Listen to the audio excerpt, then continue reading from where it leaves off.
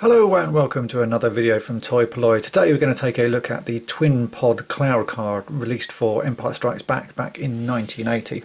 And I'm going to lay my cards straight on the table and say that this is the toy that no one would have actually asked for. It's just a bit of a nothing toy. But let's start off by taking a look at the box, and then we'll look at the toy inside and we can see all the pros and cons of this vehicle. First up, the box is a pretty standard layout for all of these vintage Star Wars toys. It has the same graphics that we use throughout the line. There's a nice photo of the twin pod cloud car. It looks like it's landed in some snow or something. And one thing you will notice is that it doesn't actually have the right pilots inside. It's using the Bespin security guards, and there's also a Bespin Luke sitting inside the cockpit. So it's a little bit odd that they didn't show the right figures, but this did happen quite a lot in the old days.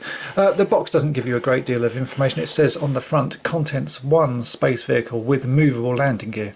If that doesn't entice you to buy it, I don't know what will. This is a Kenner box. I think this was actually only released in the Empire boxes. I don't think you can get it in anything else, and that doesn't surprise me. It's probably a bit of a shelf sitter. And as you can see, same on the back, and on the top it just shows you how to move the land gear in and out and put the figure in place. So let's get the toy out of the box and we'll take a look and see what it's like. So here is the cloud car straight out of the box. As you can see, it does look like the cloud cars that you very briefly see in The Empire Strikes Back, but it doesn't really do much as a toy. The detailing is pretty good, you know, it's fairly sort of standard for toys of the time. A little bit of panelling sort of along the sides and sort of around the back here. It has a fairly nice sort of engine block in the middle, which is supposed to have a couple of stickers on the front and the back, which I don't currently have on this version. I don't think there are much sort of many more stickers than that, just a fairly brief ones here on the front and back.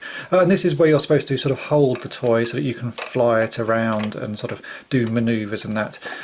It doesn't fire any missiles or make any sounds or have any electronics like all of the other sort of Empire toys did. The only sort of feature it has is that you can raise and lower this landing gear. As you can see here, the landing gear is out, and if I push it, it goes in again. You've got the same on the other side here, so I can just push the landing gear in. And then it has 2 cockpits that you can open. These do feel like they're going to break the whole time, and I think that's when you see these for sale, quite often these cockpits are broken. And inside each cockpit you can fit a figure. Here inside, obviously, we have the correct cloud car pilot's figures.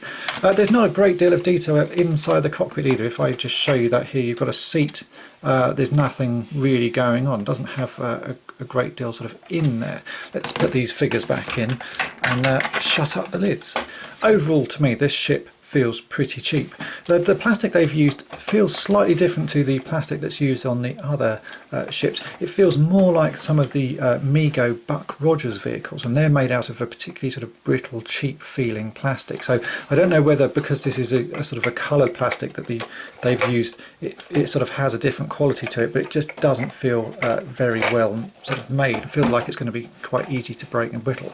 And as I mentioned earlier, that does happen. The hinges on the back of the cockpits are very easily broken, and you often see these snapped and sort of in pieces. Also the plastic around where the windows sort of fit in, this is often broken. Actually, you can see on this left side here, there's stress marks on this one, and I've actually glued this one previously as it was snapped in sort of in a place there. So to me, it feels a bit like a cheap toy. And as far as play value goes, because this ship didn't really feature in the film a great deal, you saw it very briefly. As a kid, I wouldn't have really been fussed if I had this or not, and it's much the same that now I'm a sort of an adult and collecting toys.